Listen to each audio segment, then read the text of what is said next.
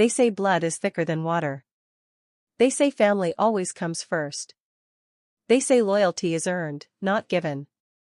But tonight, those pretty little sayings are dead wrong. Because the Island of Relevancy just became an island of all-out war. Just moments ago, in a move that sent shockwaves through the very foundation of the Bloodline, Jacob Fatu committed an act of unspeakable betrayal. He didn't just cross a line, folks, he obliterated it with extreme prejudice. And the fallout? Oh, the fallout is going to be biblical. Backstage, amidst the chaos and the whispers of disbelief, the tribal chief, Roman Reigns, and the street champion, Sikoa, stood shoulder to shoulder. No cheers, no pyro, just a cold, hard declaration that will echo through the locker room and beyond. Jacob Fatu, you want a war? You just got one. The camera fades in, not with flashing lights, not with theme music, not even with the roar of the crowd. It opens on silence. The kind of silence that follows a tragedy. Not the end of a match. The end of trust. Just hours ago, in a moment no one saw coming, but somehow, everyone should have, the Bloodline fractured. Again. Only this time, it wasn't just a betrayal. It was a declaration. A message written in violence, sealed in blood. And its author? Jacob Fatu. A name whispered for months, rumored in dark corners of fan forums, hinted at in press conferences and podcast slips. When's Fatu coming? They asked. Will he join the Bloodline? They speculated. Be careful what you wish for. Because Jacob Fatu didn't come to kneel. He came to conquer. And when he struck, when he tore the heart out of what's left of the Bloodline, he didn't just turn his back on family. He set fire to the island itself. Let's set the scene. Backstage. Dim light. Roman Reigns, still in his ring gear, sweat glistening, championship hanging loosely from his shoulder. Sikoa next to him, a wall of stone. Silence between them. Thick, heavy silence. You know something is coming, but you don't know what. That's when the camera cuts to carnage. A locker door torn off its hinges. Blood on the floor. Medics. Shouting. Chaos. And at the center of it, Jacob Fatu, chest heaving, eyes wild, hands stained with the aftermath. He didn't run. He didn't hide. He stood there, daring someone to stop him. This wasn't a sneak attack. It was a message. Roman Reigns doesn't yell. He doesn't scream. He doesn't cut angry promos like the rest. That's what makes him terrifying. He just stepped forward. Looked into the camera. Cold. Calm. Calculated. You want a war, he said. You got one. No pyro. No crowd chants. Just those 6 words. And the locker room felt it. Because when Roman speaks like that, when his tone goes from godfather to executioner, you know someone just signed a contract with pain. Solo didn't say a word. He didn't need to. His eyes said everything. Rage without chaos. Loyalty without question. The enforcer. The street champion. Roman's personal blade. Let's not sugarcoat it, this isn't just another feud. This isn't Rock versus Cena. This isn't a heel turn. This is war within a dynasty. We're not talking about 2 wrestlers squabbling over TV time. We're talking about a family that built an empire on the bones of those who dared to challenge it. From Rikishi to the Wild Samoans. From Roman to the Usos. From Solo to Fatu. The Samoan legacy is wrestling history. The Bloodline was never just a faction, it was a statement. A hierarchy. A monarchy. And tonight, a prince just tried to dethrone the king. Let's rewind. The moment Roman anointed Sikoa as next in line, the questions started. Where does Jacob Fatu fit in? Was he ever coming to join the family? Would he align or divide? And week after week, with every cryptic comment, every backstage glance, every unexplained absence, the tension built. And now it's detonated. This isn't about gold. This isn't about championships. This is about something deeper, darker, power, pride, and position. Because in the bloodline, there are no friends. Only family. And in this family, family is just a title, until you break it. Ask any wrestling historian, there are moments that define eras. Hogan turning heel. Austin passing the torch. The Shield imploding. Tonight just joined that list. Jacob Fatu didn't betray Roman Reigns. He challenged him. Not just as a wrestler. But as a man. As a leader. As a king. And that matters because Roman Reigns has never been challenged from inside, not like this. Sure, there were cracks. Sami Zayn. The Usos. But Roman always held the throne. Always commanded respect. Fatu didn't just reject that throne. He flipped the whole damn table. Think about what's on the line here. Not a title. Not a streak. Not even just a storyline. What's at stake is the soul of the bloodline. Roman Reigns built an empire on dominance. On control. On fear. He's the tribal chief. The one who brought order to chaos. Who held court like a warlord in a suit. Jacob Fatu is chaos. A tornado with fists. A walking rebellion. And unlike past threats, he doesn't care about recognition. He wants ruin. And the only thing worse than an enemy who wants your crown is one who wants to watch you burn with it. This video isn't just another recap. This is a war journal. You're going to see every moment, from the lead up to the fallout. Every quote. Every reaction. Every signal we missed. Every match this war could explode into. You're going to get the story behind the betrayal, the history between these men, and the psychological warfare that just tore a dynasty apart. And most importantly, you're going to understand why this isn't just a storyline. This is Shakespeare in wrestling boots. This is family turned battlefield. This is legacy versus loyalty. Here's what makes this story more than compelling, it's real. No, not in the way fans argue about kayfabe. It's real because it feels real. Because betrayal, real betrayal, doesn't need to be scripted. It lives in the eyes. In the silence. In the way Roman looked at the camera like it had personally wronged him. Because deep down, Roman Reigns trusted Fatu. Maybe not with the throne, but with the name. And Jacob didn't just disrespect that name. He used it as a weapon. This is your warning. This is not going to be a civil war. This is going to be blood for blood. Pride for pride. Brother versus brother, only this time, they're not using words. They're using warpaths. Jacob Fatu versus Roman Reigns. Solo Sikoa in the middle. The Usos watching from afar. A family ripped at the seams, and ready to fight over the scraps. You thought the bloodline was powerful before? Just wait until you see what happens when they start tearing each other apart. It didn't start with fireworks. It started with confusion. For a few seconds, the crowd didn't even know what they were seeing. A camera angle caught it just in time, Jacob Fatu, storming through the back curtain, eyes blazing, fists clenched, heading directly for Roman Reigns and Solo Sikoa, who were still recovering from their main event match. The tribal chief was breathing heavy, sweat glistening, chest rising and falling like the swell of a storm.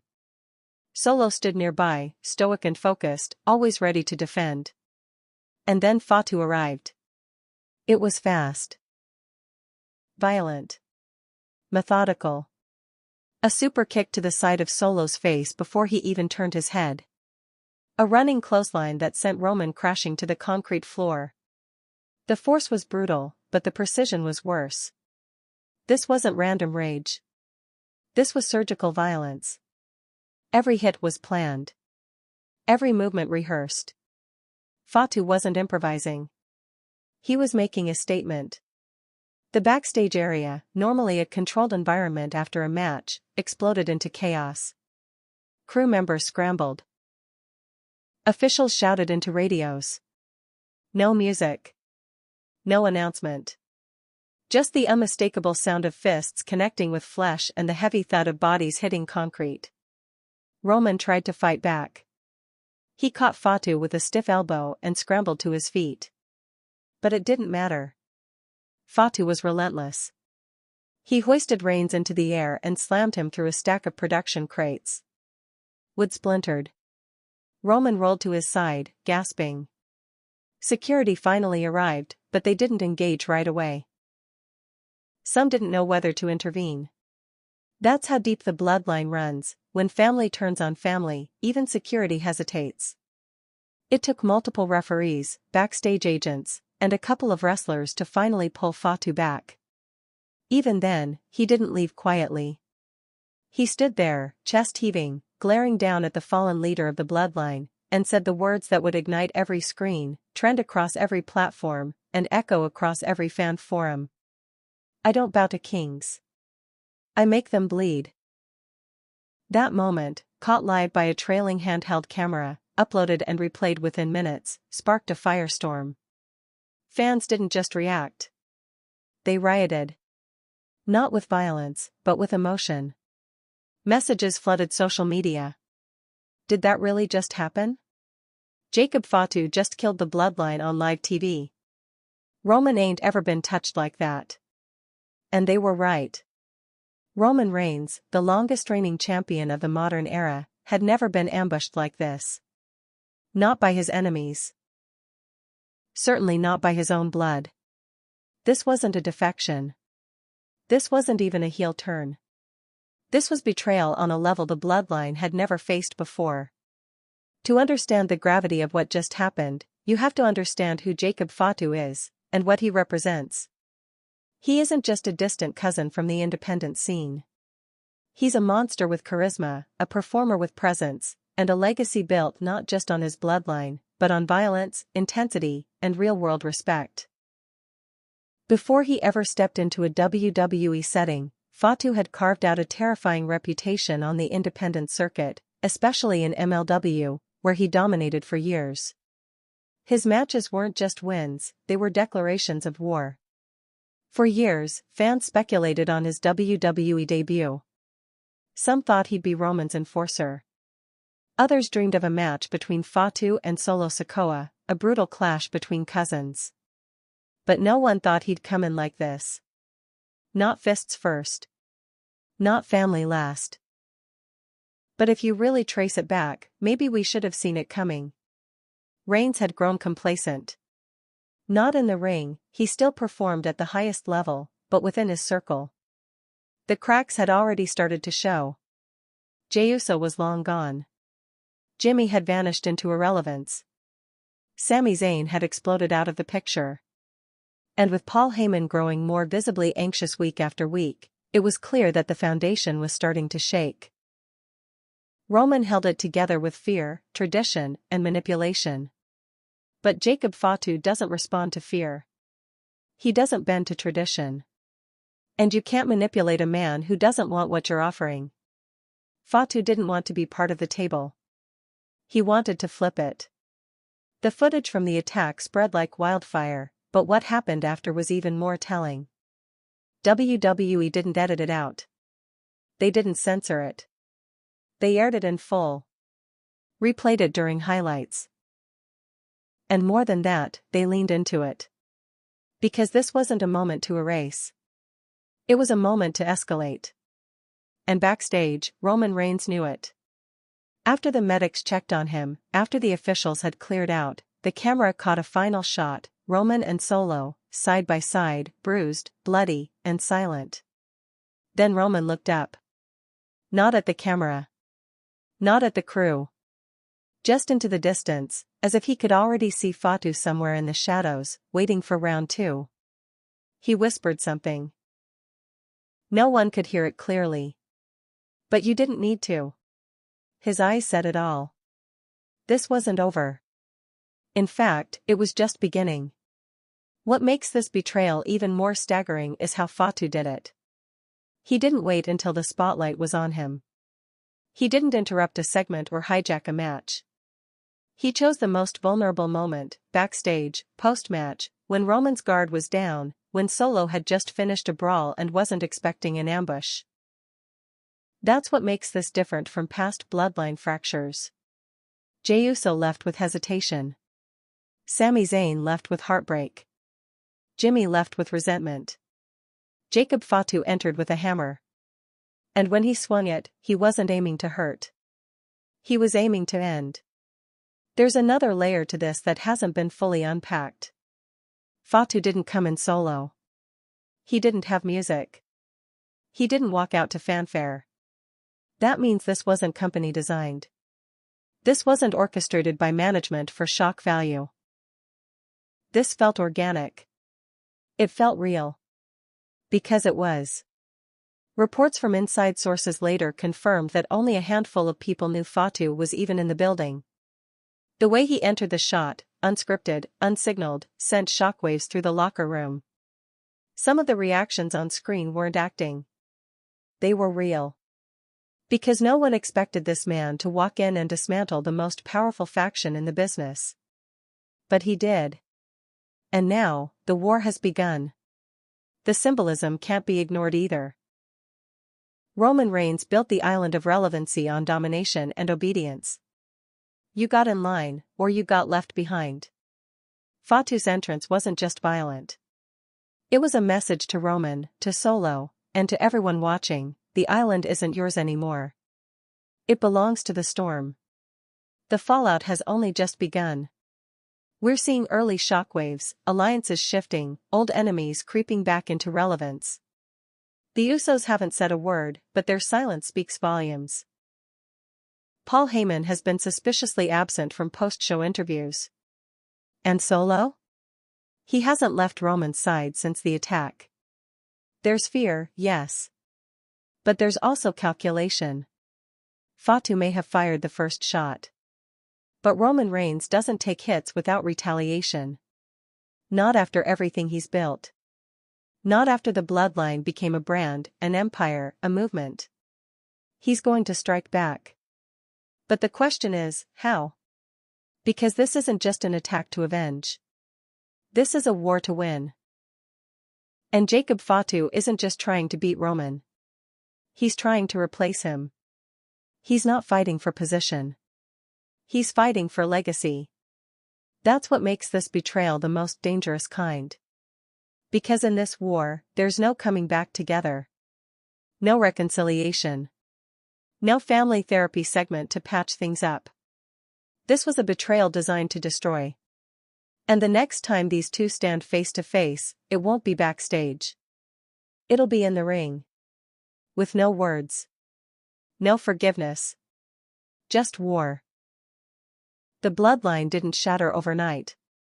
It fractured slowly, quietly at first. Like a pressure fault buried deep beneath a calm surface, tension built week by week, match by match. You could see it in the glances. You could feel it in the silences. The smiles were thinner. The handshakes colder. The trust? It was hanging by a thread. And yet, on the surface, everything looked fine. Roman Reigns stood tall, championship in hand, flanked by Solo Sikoa and, until recently, the Usos. Paul Heyman delivered every promo with the measured urgency of a man holding together an empire with string and tape. The crowd still acknowledged him. The dominance continued.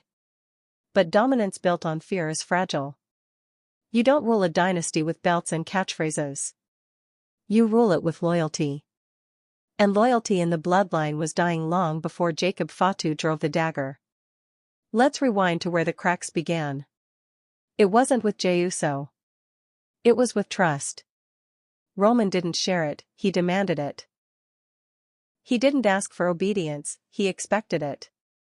And once he had it, he weaponized it. That worked at first. It worked when the Bloodline was unified, when everyone had a role, a purpose, a place. But the more Roman won, the more control he needed. The more he controlled, the more his allies started feeling like prisoners. What started as a family became a regime. You could see it when Jey Uso, once the right-hand man, started questioning the orders. He wasn't just tired, he was wounded. He went from trusted lieutenant to glorified errand boy. Each win for Roman meant less freedom for everyone else. Then came Jimmy Uso, hot-headed, rebellious, never fully under Roman's thumb.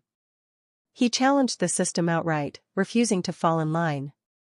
Roman responded like a king does, with humiliation. That slap heard round the world wasn't just about control. It was a warning. Do not cross the chief. And when Jimmy finally turned on his brother, you could almost hear the dynasty buckle under its own weight. Then there was Sami Zayn. The outsider turned family. He brought humor, warmth, and unpredictability. He brought Roman something the others never could, humanity. And Roman almost believed in him. Almost. Until the Royal Rumble. Until that chair shot. Until Roman screamed at him like a wounded animal betrayed in his own den. The chair shot didn't just hurt Roman's back. It shattered whatever illusion of unity still existed. The bloodline was exposed. For the first time, the tribal facade cracked, and behind it was just a scared man holding everything together through fear and theatrics. Solo Sikoa, the quiet enforcer, entered the picture as damage control. The street champion, cold and detached, didn't question Roman. He didn't speak unless necessary. He simply executed. But even his silence began to waver. You could see it in his eyes during segments. The way he lingered a second too long on Roman's orders. The way his fists clenched just before being told to act. Solo was loyal, but not blind. That's the thing about power, it isolates. The more Roman claimed the throne, the more isolated he became. The Usos grew resentful. Sami got exiled. Solo became a tool. And Paul Heyman? Always watching, always whispering, always surviving. The tribal chief wasn't a family man anymore. He was a general. A god in his own mind. And that kind of leadership comes with a ticking clock. When Jacob Fatu entered the conversation, he didn't just come in as a new cousin looking for a spot at the table. He came in as a storm. A disruptor. A reminder that not everyone in the family bowed to Roman's rules. People close to the situation had been whispering for months. If Fatu joins, Roman's got another problem on his hands. Why? Because Fatu doesn't serve. He fights. He doesn't obey. He dominates. He's not built to be second. He's built to take. And that's where Roman miscalculated. He thought his name was enough. That being the tribal chief was the only currency that mattered. That blood would buy him another soldier. But Jacob Fatu didn't come to pledge allegiance. He came to expose the lie. The lie that this was ever a family. Roman built the bloodline around respect, tradition, and shared heritage. But what he really built was a cult of personality. And like all cults, the illusion only lasts as long as the fear works. Once the fear fades, the followers flee, or revolt. And now, the revolt is here. Let's break this down further. There were at least 5 major signs that the bloodline was heading toward collapse, 5 moments that laid the groundwork for Fatu's attack. Jey walking out. When Jey Uso left, it wasn't with fire. It was with silence. That's important. Silence in the bloodline means one of 2 things, fear or freedom. Jey chose the latter. And when he walked away, he didn't just leave Roman, he left the whole structure. That was the first public crack. Jimmy's spiral. Jimmy's character slowly devolved into chaos. He went from a rebel to a man without direction. And when Roman stopped paying attention to him, it wasn't a snub, it was a strategy. Roman believed cutting Jimmy loose would make him irrelevant. Instead, it left a trail of chaos ripe for Fatu to exploit. Sami's chair shot. The most symbolic moment in the entire bloodline arc. Not just a betrayal, but a release. Sami was the mirror. He showed the others what life could be like outside Roman's rule. His pain was public. His courage was contagious. Solo's hesitation. The more Solo was forced to enforce, the more his hands shook. Go back and watch the replays. Watch his eyes after each beatdown. He wasn't lost, he was questioning. That's the worst thing that can happen to a regime's enforcer, doubt. Roman's desperation. The more he won, the more paranoid he became. The speeches got longer. The manipulation got sloppier. The eyes darted more often. Roman wasn't growing stronger, he was growing scared. And in the shadows, Jacob Fatu was watching. Waiting. Learning. He saw what we saw. He saw the Emperor's robe starting to tear. He saw the lies being whispered into microphones. He saw the opportunity. And when he struck, he didn't aim for the cracks. He aimed for the foundation. Because here's the brutal truth, Jacob Fatu didn't break the bloodline. The bloodline was already broken. All he did was make it impossible to hide. The betrayal felt sudden. But it wasn't. It was the natural result of arrogance, pride, and fear. Roman thought he could rule forever. That his bloodline would bend to his will. But blood has memory. And Jacob Fatu remembered a time when the name meant honor, not hierarchy. So he destroyed the hierarchy. And now, the dynasty lies in ruins. But what rises from those ruins? That's the real question. Because the cracks may have been invisible to Roman. But to the rest of us? They were flashing neon signs. Screaming warnings. Promising chaos. Now that chaos has arrived. And the bloodline? It will never be the same again. After the betrayal, there were no press conferences. No interviews. No public statements. Just silence. But not the kind of silence that follows defeat. This was the silence before retaliation. In the immediate hours after Jacob Fatu's assault on Roman Reigns and Solo Sikoa, WWE posted a single backstage clip. No background music. No commentary overlay. Just a single, uncut video that showed the two remaining pillars of the bloodline, bruised, quiet, and simmering. Roman Reigns sat on a steel chair, shirt torn, arms resting on his knees. The tribal chief. But there was no throne here. No championship on his shoulder. Just blood on his lip and rage in his eyes. Next to him stood Solo Sikoa. Arms crossed. Eyes forward. No expression. Two men. No words. Until Roman slowly stood up, turned to the camera, and dropped the line that would spark a new war. Jacob Fatu, he said. You want a war? You got one. 6 words. That was it. And yet those 6 words spoke louder than any 20-minute promo. Because when Roman Reigns does speak, when he strips away the bravado, the nicknames, the theatrics, what's left is something cold and surgical. Not just a leader. Not just a champion. A war general. And this time, his army is small. But it's deadly. Solo Sikoa didn't flinch during the attack. He took the first strike, fast, brutal, and went down. But when he rose again, standing next to Roman backstage, there was no fear. No panic. No hesitation. Solo isn't the type to panic. He's the type to burn everything down with you, just because you nodded. This alliance, this silent, savage bond between Roman and Solo, is not just convenient. It's forged in necessity. Everyone else is gone. The Usos are fractured. Sammy's long exiled. Heyman is still licking his wounds from the last explosion. Only Solo remains. And now it's Roman and Solo versus Jacob Fatu and whatever chaos he brings with him.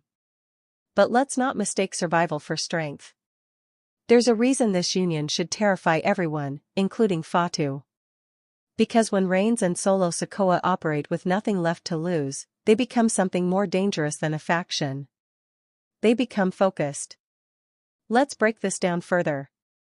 Roman Reigns has always needed people. Not in the way a weak man clings to friends, but in the way a ruler surrounds himself with loyal soldiers. From the Shield to the Bloodline, Roman has always had enforcers, seconds, and shields. People to take bullets so he could strike from the shadows. But Solo Sikoa isn't a shield. He's a weapon. From the moment he debuted at Clash at the Castle, costing Drew McIntyre the match, Solo arrived not as a brother, not as a cousin, but as a solution. The problem? Roman's grip was slipping. The solution? Solo Sikoa. He was brought in not to add depth to the bloodline, but to restore fear. To reintroduce the idea that consequences were immediate and non-negotiable. And it worked.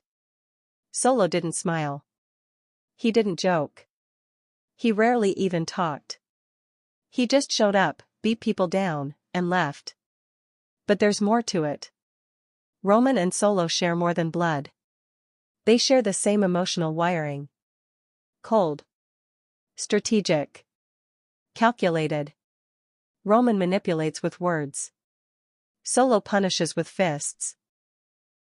Together, they are chess and warhammer, brain and brutality. Now, with Fatu's betrayal, that bond has hardened. All distractions are gone. Roman doesn't have to manage egos anymore. No more speeches to keep Sami in check.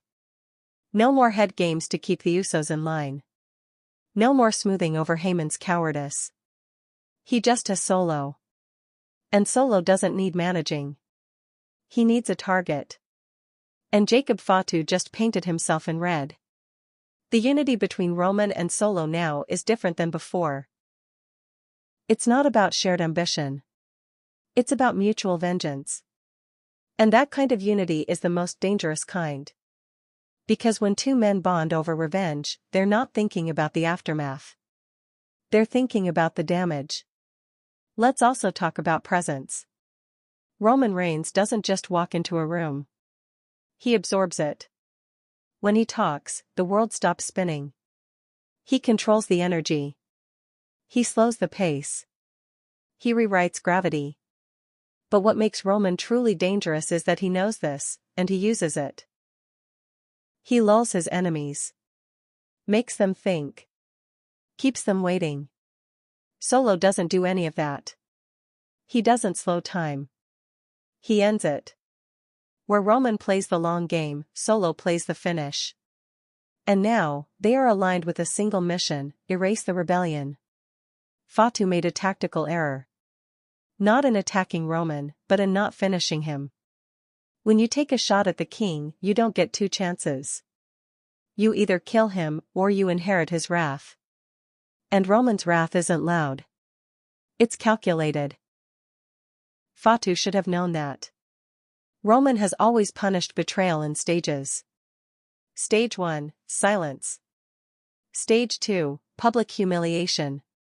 Stage 3, complete destruction. And he doesn't do it alone. Solo handles the pain. And Roman handles the fallout. Right now, they're in stage 1. The silence. The stare down. The calm that makes everyone uncomfortable. But stage 2 is coming. And when it hits, it won't be theatrical. It'll be devastating. Don't expect Roman to call Fatu out in a promo. Expect him to appear during Fatu's match and watch from the ramp, like a shark circling. Don't expect Solo to challenge Fatu to a match. Expect him to blindside him backstage, no music, no warning. This is psychological warfare. This is legacy warfare. Roman is fighting for the empire he built. Solo is fighting for the only man he's ever followed without question. And together, they're about to make Fatu's life very, very painful. There's a moment in every civil war where the former allies stand apart and size each other up. They remember the dinners. The laughs. The shared victories.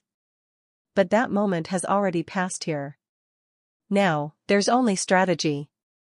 And Solo Sikoa is key to that strategy. Because let's be clear, Roman doesn't survive this without him. Solo is the physical answer to Fatu's wildness. Where Jacob is raw power, Solo is surgical brutality. Where Jacob is chaos, Solo is calculated silence. Roman can't outbrawl Fatu. But Solo can. And Roman knows that. That's why, after the attack, when everyone else was panicking, he turned to Solo, not to speak, not to reassure, but to stand. In this war, symbolism matters.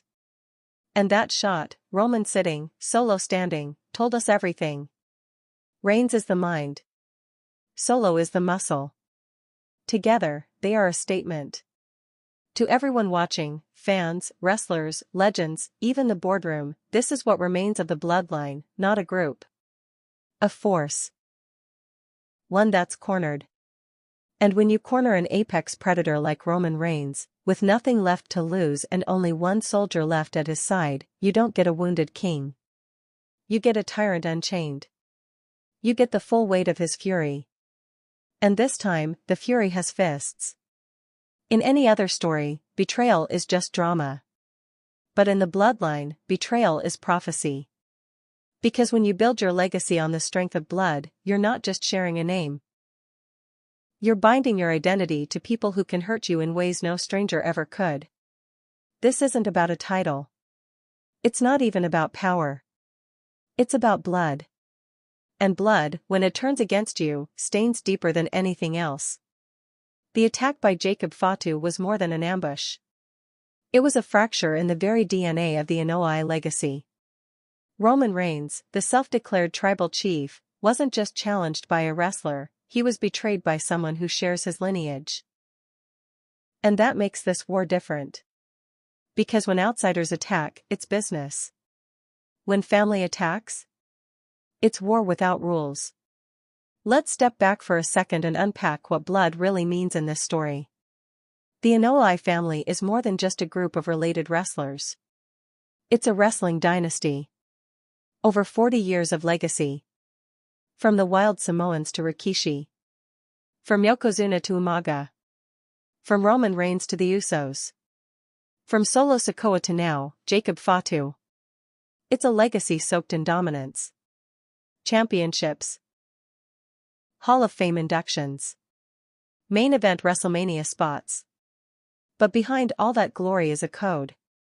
A code of silence. Loyalty. Respect. You don't air family business in the open. You settle it inside the circle. You don't betray family, you protect it. Jacob Fatu just took that code and ripped it into pieces. And that's what makes this moment so terrifying. Because once family lines are crossed, there's no turning back. There's no handshakes. No apologies.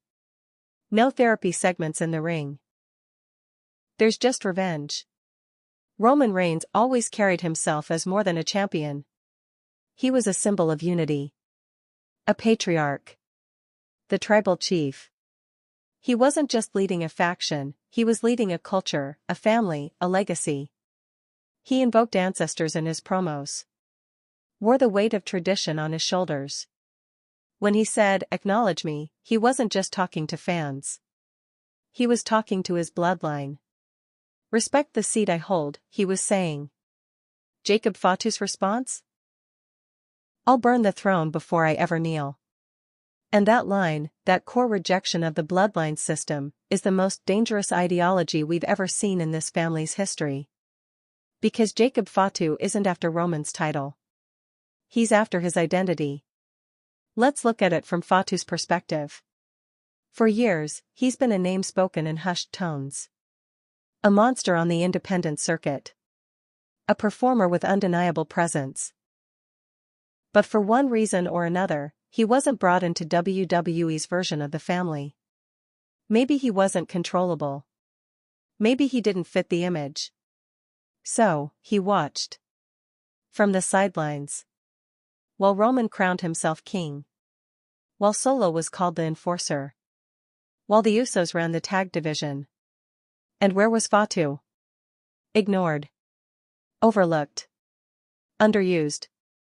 You think that doesn't sting? You think that doesn't simmer? Fatu wasn't just angry. He was erased. And when you erase someone with a legacy that deep, you don't get silence. You get rebellion. And rebellion from blood isn't just noisy, it's nuclear. There's something inherently more violent about a family betrayal. It isn't just a physical attack. It's emotional shrapnel. The audience feels it. The locker room feels it. Everyone watching suddenly becomes more than a spectator. They become witnesses. And witnessing this particular war, cousin versus cousin, legacy versus legacy, is watching a family disintegrate in real time. But here's the terrifying truth that most people haven't fully realized: this isn't a story about good versus evil. It's a story about control versus freedom. Roman Reigns represents order. Discipline. A family held together by structure, loyalty, and hierarchy. Jacob Fatu represents freedom. Chaos. A family unchained from expectation and tradition. Both of them believe they're the future of the bloodline. Only one can be. And here's where things get even darker. Roman isn't just fighting Fatu to protect his title or legacy. He's fighting him to protect the lie. The lie that he has everything under control. The lie that his family stands behind him. The lie that respect is earned through fear. Jacob Fatu shattered that lie with a single attack. Now Roman has to rebuild it through war. And Solo Sikoa? He's caught in the middle. The younger brother. The loyal soldier. Raised in the same tradition. Taught to obey, to strike, to protect the name. But whose name? Roman's? Or his own? Because deep down, Solo knows what's coming. He knows this isn't just between Roman and Fatu. At some point, someone is going to look him in the eye and ask a question that could change everything.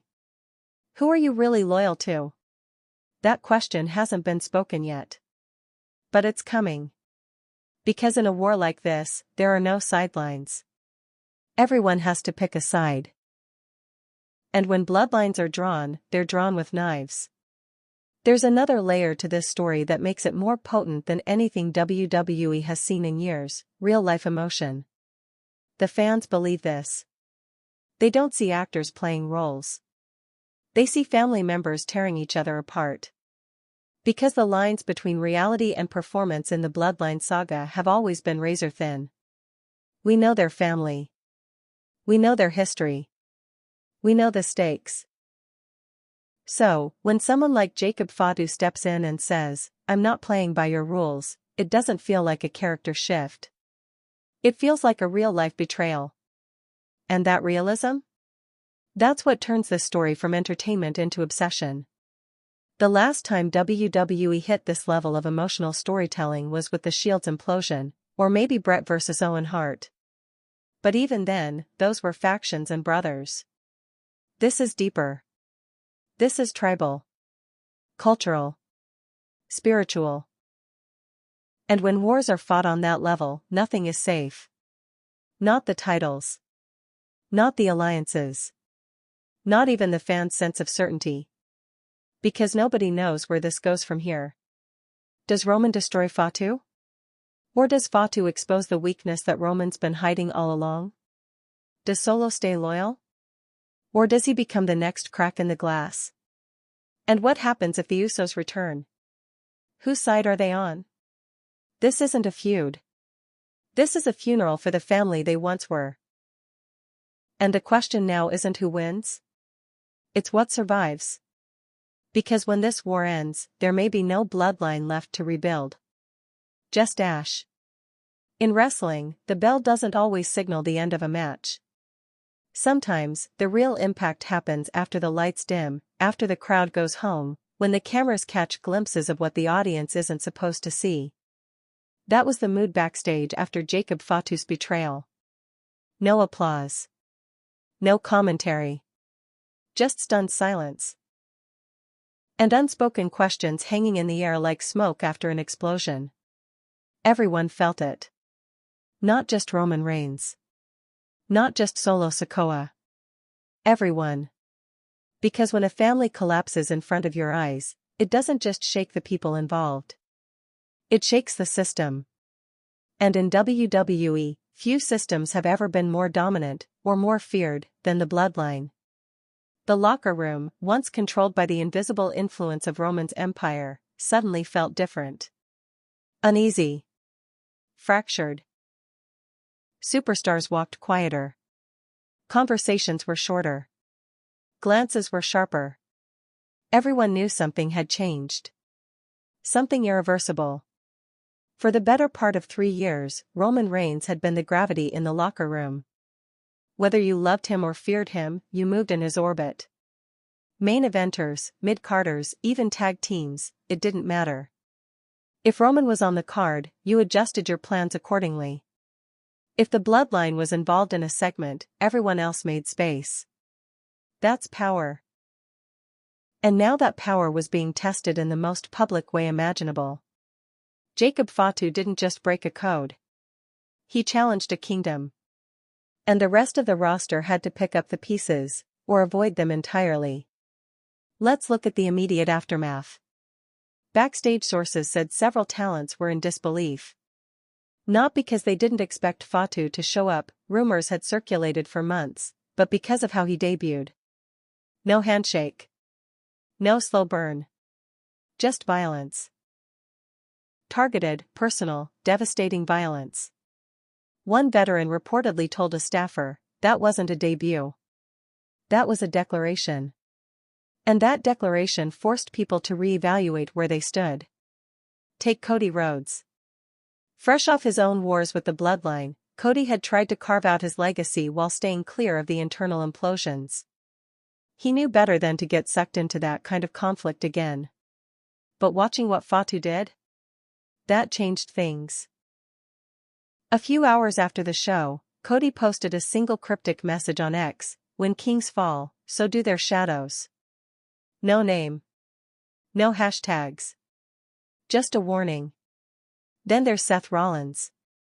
The former Shield brother has always kept one eye on Roman. Their rivalry is unresolved. Their past, too heavy to ignore. But Seth didn't post anything after the betrayal. He didn't need to. Those who know the business understood that silence from Rollins is louder than a promo. Because Seth knows what happens when loyalty dies. He was the one who burned his own faction to the ground. But perhaps the most immediate reaction came from Paul Heyman. The wise man. The voice. The strategist.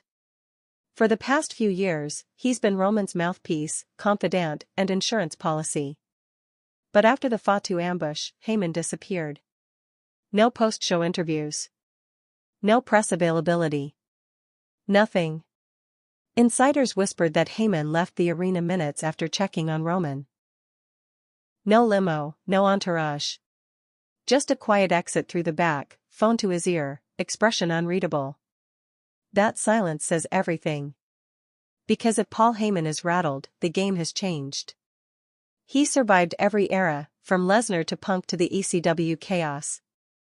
But the one thing he's always avoided is family drama.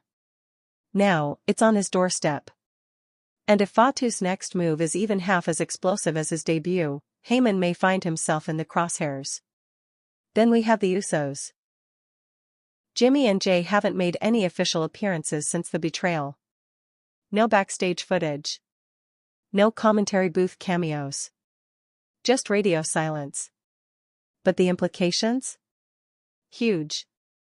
Because they're not just tag team royalty, they're Roman's blood. Jay walked away before. Jimmy betrayed Roman before. But now they're watching from the shadows, and the world is wondering, whose side are they on? Will they return to defend Roman? Or join the chaos? That question isn't just a storyline angle, it's a reflection of the tension in the entire locker room. Because if the Usos don't stand with Roman, then who will? And if they side with Fatu? Then this war becomes something else entirely. Something uncontainable. It's not just the veterans feeling the heat either. Younger talent. Guys like Braun Breaker, Carmelo Hayes, Grayson Waller, are paying close attention. Why? Because the Bloodline's implosion opens opportunity. For the past 2 years, breaking into main event status meant going through Roman. Now? There's a new chaos forming. New alliances. New enemies. New power vacuums. And where there's power vacuums, there's ambition. Backstage, a rising tension has taken root, not just fear, but curiosity. Who benefits if Roman falls? Who steps up if Fatu wins? And will Solo stay silent forever? But it's not just the talent that's reacting. Producers. Agents. Creative. They've all been thrown into a state of urgency. Because the Bloodline isn't just a storyline, it's the storyline. It's been the spine of WWE programming for years.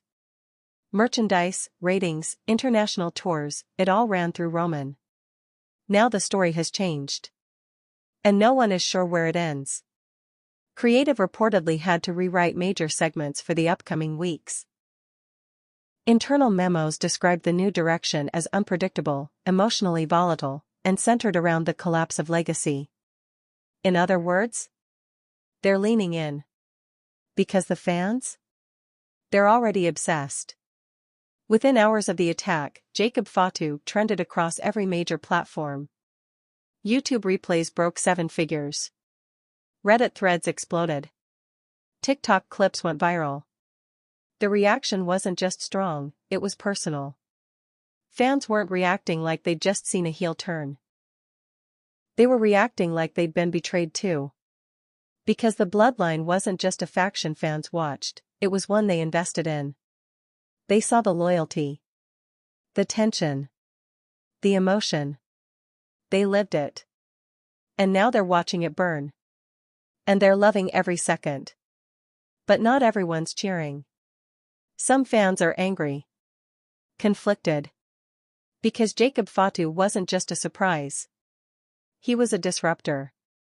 He's not here to play by the Bloodline's rules, or WWE's. He's here to tear down every piece of order and rebuild in his own image. And that's a scary thought. Because Fatu doesn't care about titles. He doesn't care about merch. He cares about making a statement. And if that statement means burning Roman Reigns to the ground, so be it. The locker room knows this now. They've seen what happens when order dies. When family stops protecting and starts attacking.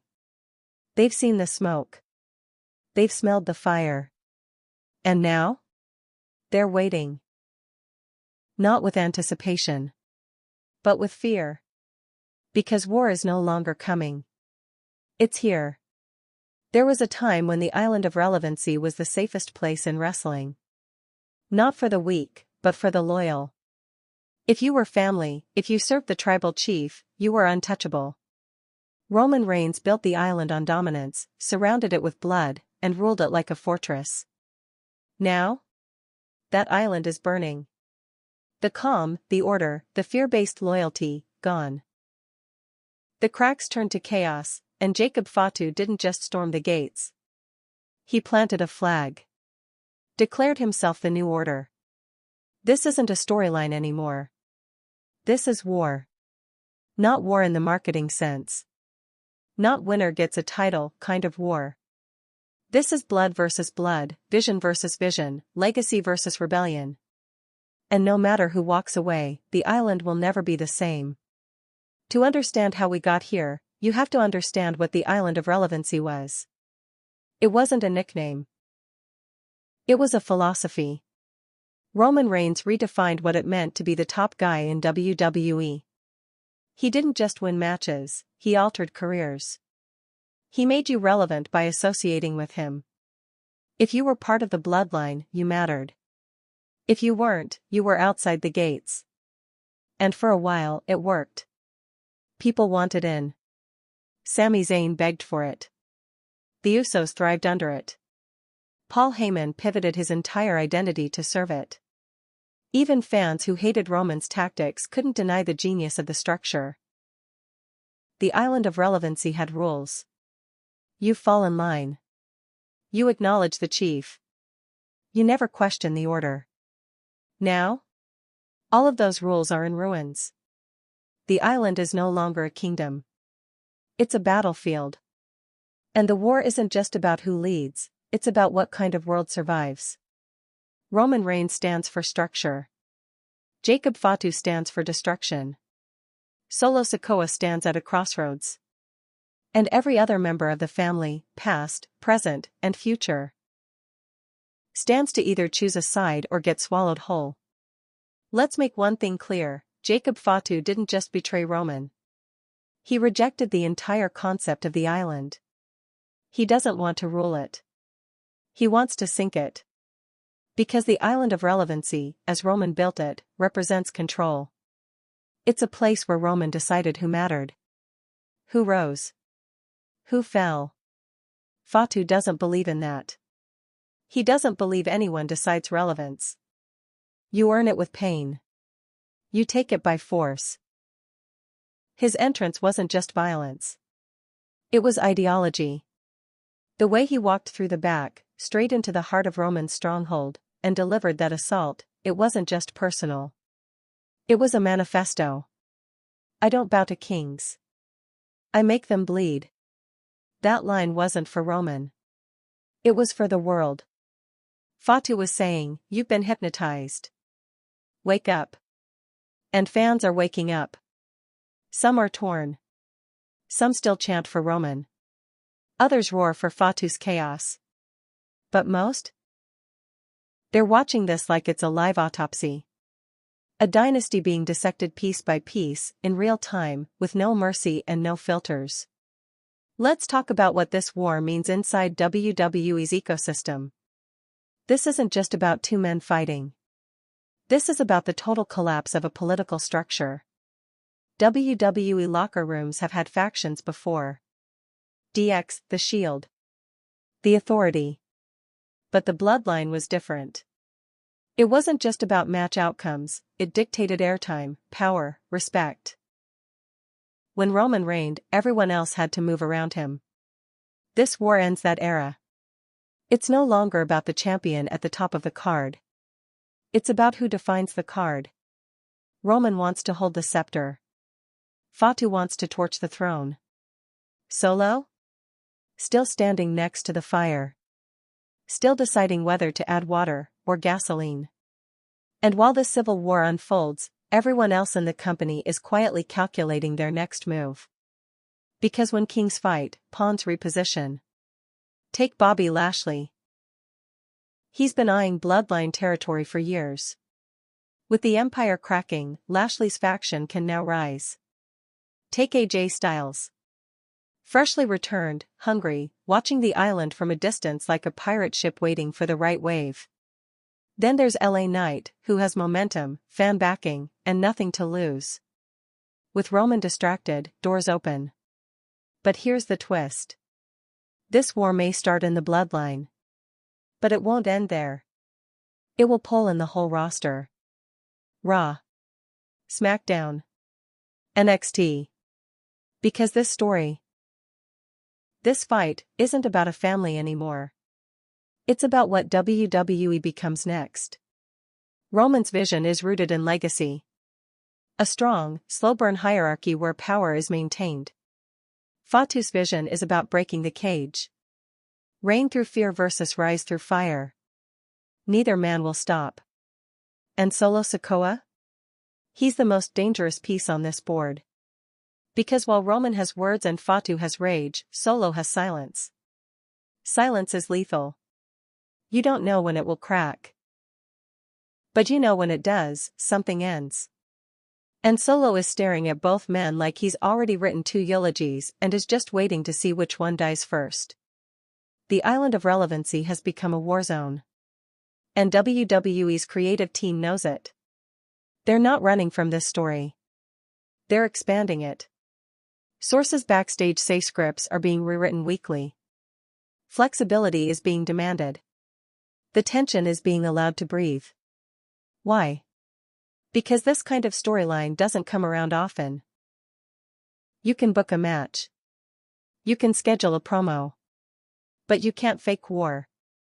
The Bloodline's collapse isn't an act. It's a full system explosion. And the shrapnel is hitting everyone. You can feel it in the audience. Boos aren't just for heels anymore. They're emotional reactions. Cheers aren't just for spots. They're tribal affirmations. When Roman walks into an arena now, he's not just a champion. He's a former god, clinging to control. When Fatu storms in, the crowd doesn't just cheer. They brace for impact. The audience doesn't know what side to take. Because there's no clear right or wrong. There's only loyalty and rage. And when those two forces collide, nothing survives untouched. Not the family. Not the company. Not even the fans. The island is broken. And what comes next will be war in its rawest form.